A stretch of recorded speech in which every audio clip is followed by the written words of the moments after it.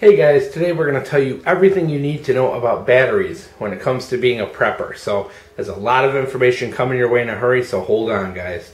We're going to jump right into this. There's two types of people, guys, or at least two types of preppers. There's the kind of people who pretty much focus on primitive skills, homesteading, and things like that, and they don't care about technology. They do not care, they don't want it in a disaster situation, they don't want to rely on it. And that's fine, I'm not knocking that philosophy. The other philosophy says, let's hold on to technology as long as we can because it may aid us in our survival, but we're still going to practice those primitive skills, just we want a little extra something to help us along the way. And of course I fall into that second group. I definitely don't want to be running around by torchlight, for the rest of my life. So, alright, batteries. We can break them up into two kinds, which are your alkaline batteries, like your normal AA, AAA, CZs, 9 volts, and all that jazz, and your lithium ion batteries, which you're going to see over here and right here. Big difference between the two of them. Alkaline batteries pretty much are a 1.2 volt battery, except for the 9 volts. They're 9 volts, of course, obviously. And they have, the differences between them are really more about capacity rather than voltage. So for example, you can take a AA and say you have a TV remote that takes a AA, you could run a couple of wires from a D and run that same remote control with a D battery with no ill effects because it's the same voltage, same amperage, just different capacity. So when it comes to alkalines, it is kind of cool because even though you may not have a use for D batteries, sometimes if you find them on sale, they're not a bad thing to grab because, like I said, a couple of alligator clips and a couple of wires, and you can hook your D batteries into anything that takes smaller batteries, and you're just going to get a much longer runtime out of that.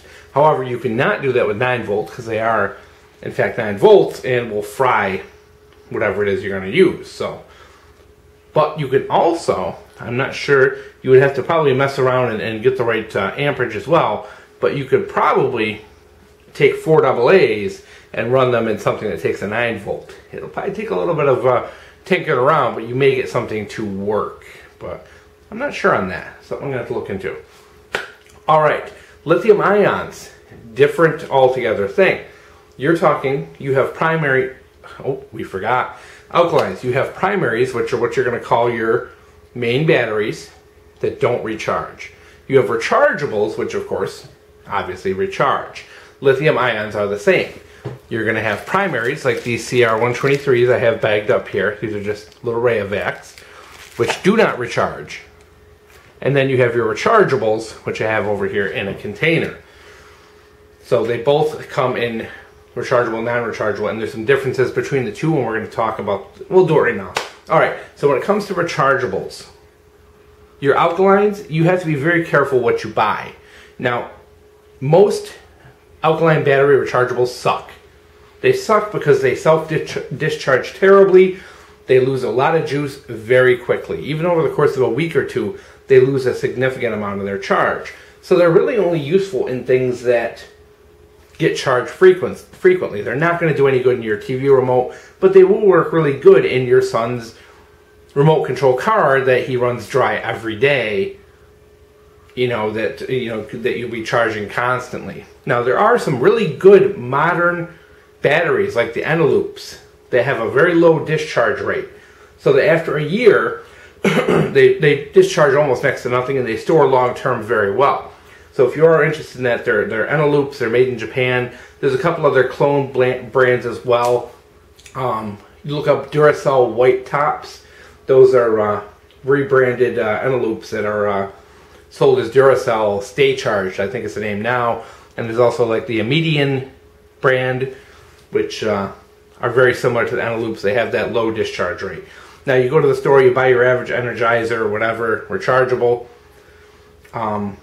They suck. They lose juice really fast, and then they lose their capacity really fast as well. Over the course of a year, you may have a battery that's 2,000 milliamp hours. After a year, they're down to like 1,000.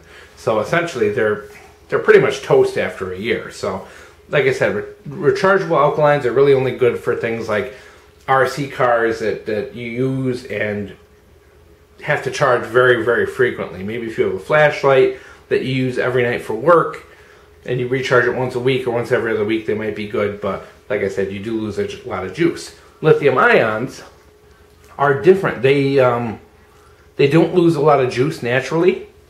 They do, we're going to get into that. They do self-discharge, but we're going to get into that. But something like these CR123s, those are just like these. They're good for 10 years.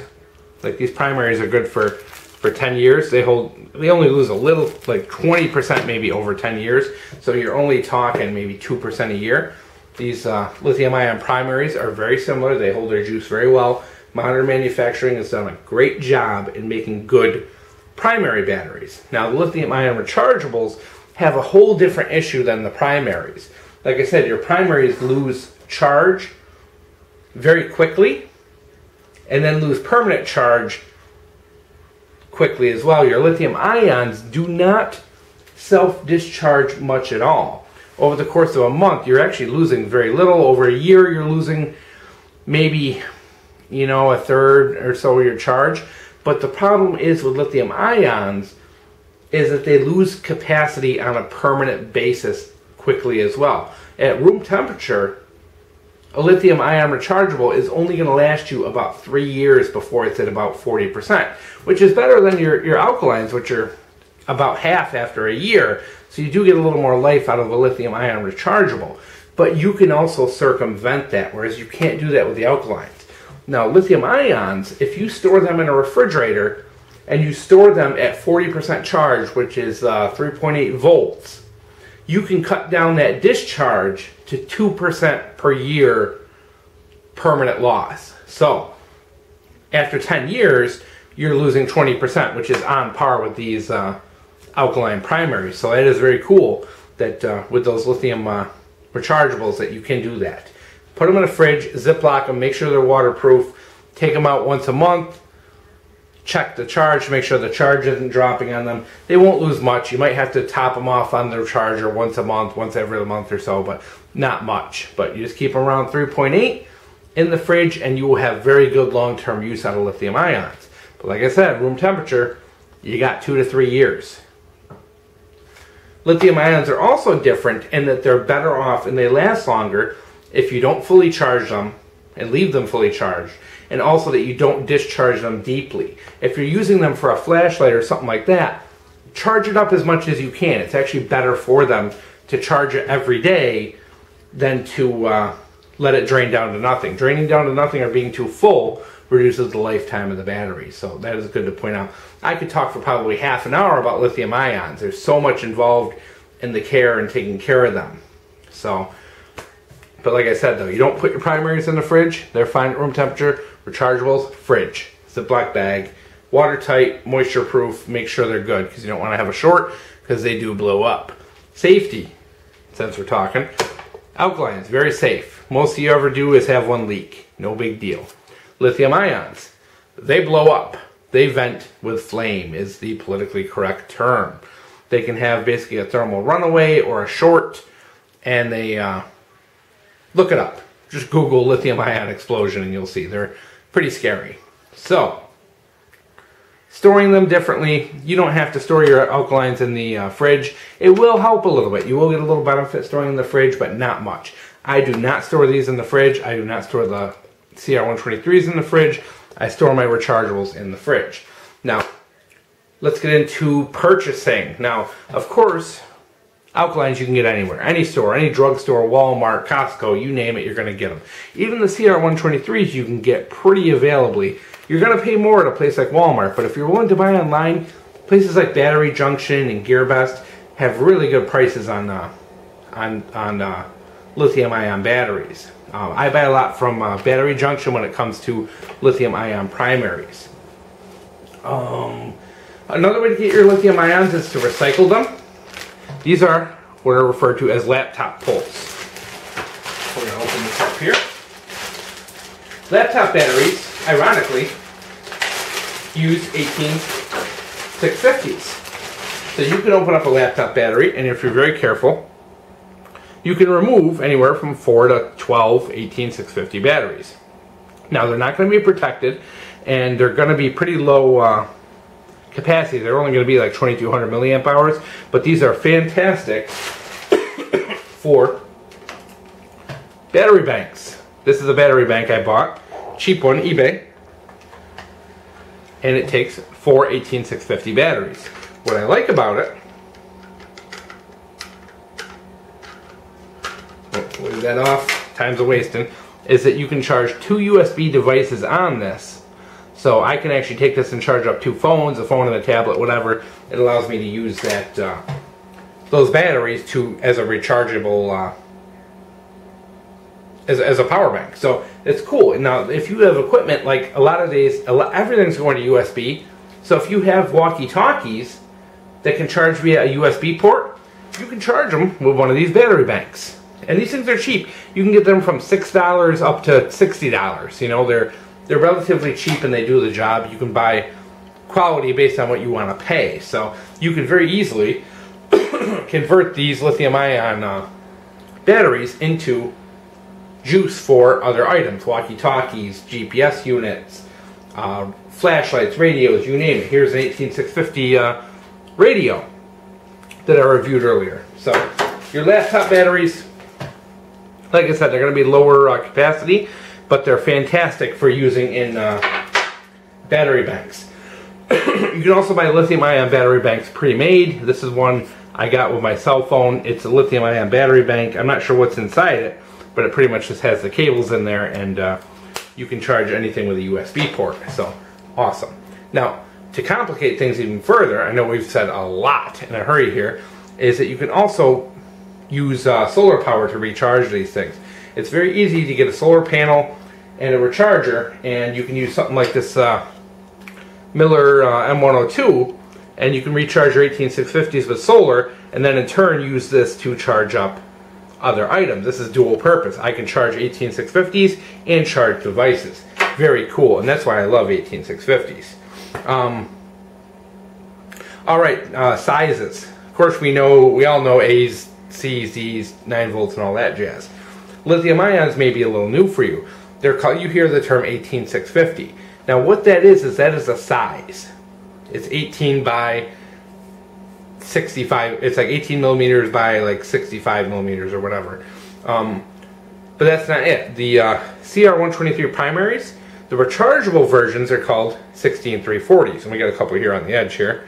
AA batteries are called 14500s, AAAs are called 10440s, so there's different sizes based on the size, and they do match up. There are lots of flashlights and gear out there that can use one or the other. I have a couple flashlights that can use AA's or a 14500, so that is pretty cool. Likewise, there's a lot of flashlights that can use 2 CR123s or one 18650, so there's a lot of interchangeability there. Another thing too is protected versus unprotected. We'll pull out this one here because they're already out just to save time. You see that there is no button top on these, and versus your like that. And some of these in this package here, hopefully we can show you, are protected and some are unprotected. Now you can see, hopefully, this one here has a little button top on it. That's protected. That's a protected one. So these do come in protected and unprotected varieties. Now the protection is basically, there's a little circuit built into there that allows, that keeps the battery from overcharging, under discharging, or getting too hot. So once again, that's a big safety issue to pay attention to, is does your device need protected or unprotected batteries, and can you get away with using unprotected? You know, like I said, without that protection, these laptop batteries, if they get too hot, they blow up. If you over discharge them, they can become unsafe. So it's really important to make sure that you are using the right ones for the right thing. So there is, I'm telling you guys, there is so much about these batteries. But when it comes down to it, sorry guys, getting a little dry throat from trying to power through this here. The cool thing is too, is that likewise, all the lithium ions are 3.7, well not all, most lithium ions are 3.7 volts. These Samsungs here are 3.8 volts, so you actually charge these up to like 4.35. Yeah, I'm complicating things once again. These are 3.7 volts, but they charge up to 4.2. These are 3.8, they charge up to 4.35. Yeah, I know, it's complicated.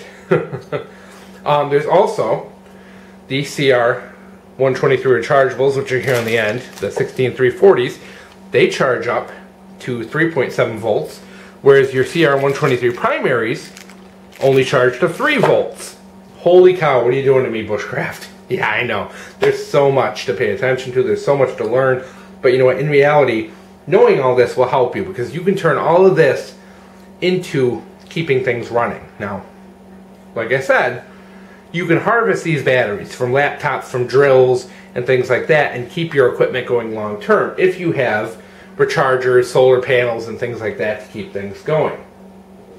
So what I like about my system and what I've been doing as a prepper is trying to store a good amount of alkalines. I typically, these are 40 packs of Duracell. Now I have a kid, so I go through a lot of batteries. I try and keep a handful of these laying around. So I try and keep 80 or 120 AA's. And we go through them pretty quick here. AAA's, I don't keep as many. You know, this is a 24 pack. I might keep like 1 or 2 of these around the house. C's and D's I really don't have any use for anymore. These are just leftovers I found in the drawer. But once again, you know, with a little bit of wire, maybe an alligator clip, I can turn this into and run equipment with that. So it's not completely useless to me. The 9 volts, of course, I keep for smoke detectors. Very important. As much as you may be against technology and wanting to learn the primitive skills, smoke detectors, you better have them. Especially, you know, battery-powered smoke detectors. In an emergency situation where you can't count on the government, you can't count on the fire department, yeah, you better have smoke detectors. If your phone's not working, you can't call for help, you better have smoke detectors.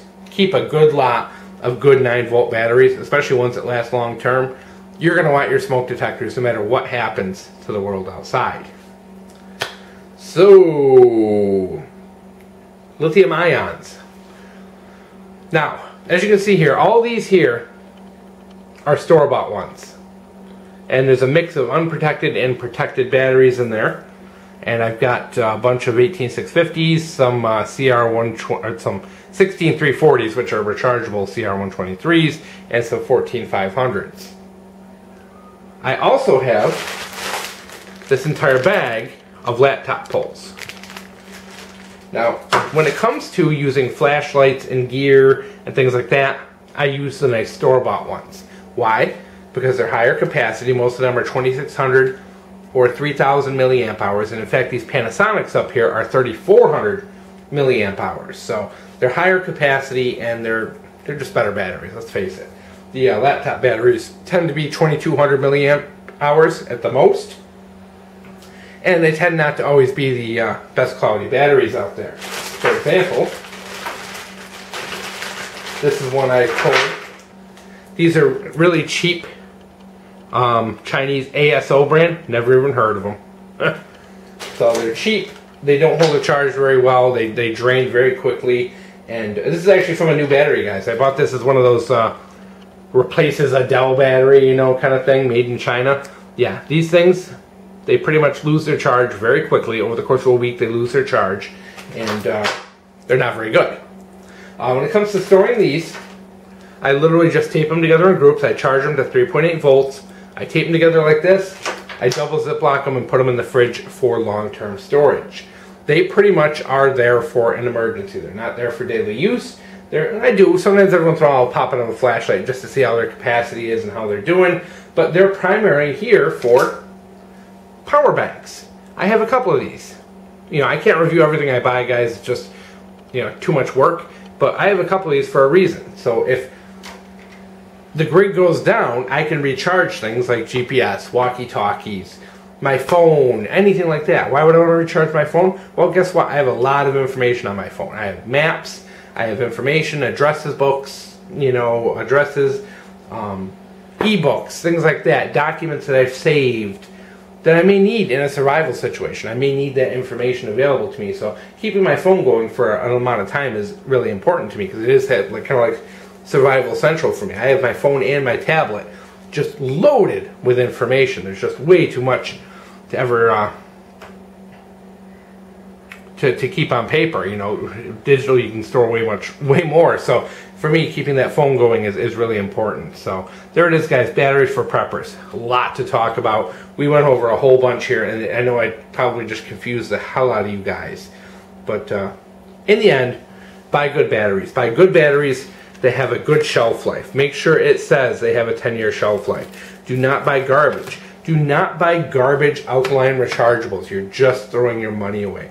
Buy good Eneloops, buy good Duracells, buy something with a low discharge rate. The same goes for your lithium ions. As much as it's awesome to get these laptop pulls, they're not as good as a store-bought battery. Get yourself good Samsungs, Panasonics. The Panasonics are really good. The Samsungs are really good. LGs are very good. Buy quality. You will appreciate it. They will last longer. You'll get better use out of them. And those ultrafires, they call them ultrafire for a reason, because that's what they do. They blow up. I mean, Google it. You'll see.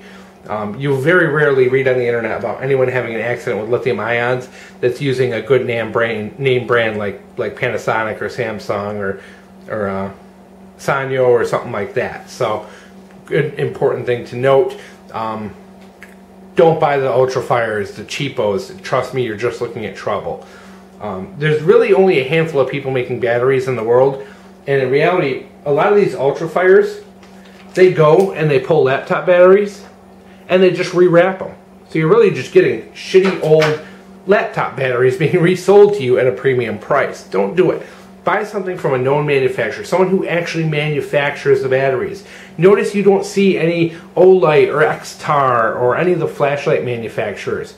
You don't see any of those. Why not? Because they're not manufacturing them. They're rebadged. You don't know where they came from. You don't know who made them. You just know that there's somebody bought them and put their sticker on them. Whereas these Samsungs and Panasonics, they actually manufacture their own batteries. Find good ones, not made in China. The Panasonics are made in Japan. I think the LGs are made in Korea. LG and Samsung are made in Korea. Very high quality stuff. Pretty much nobody else is making it. If it's not made in Japan, it's not made in Korea, you don't want it. Period. Now, yes, you do get some good Samsungs. Like these ones here. These ones are actually 2800 milliamp hours. They're decent batteries. And one of them's bad. One of them's losing a little bit of charge.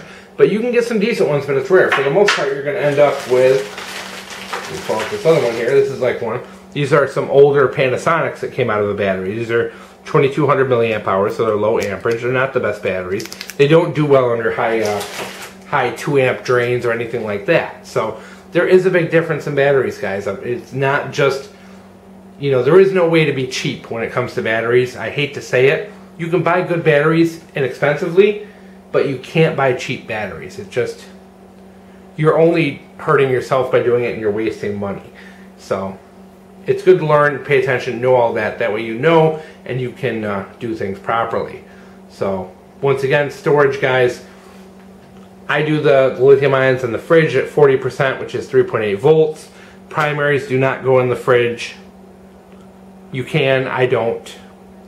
And then, like I said, the 3.8 volts is key for keeping lithium ions long term. Alright, that's enough. We talk way too much. Hope you guys enjoyed it and learned.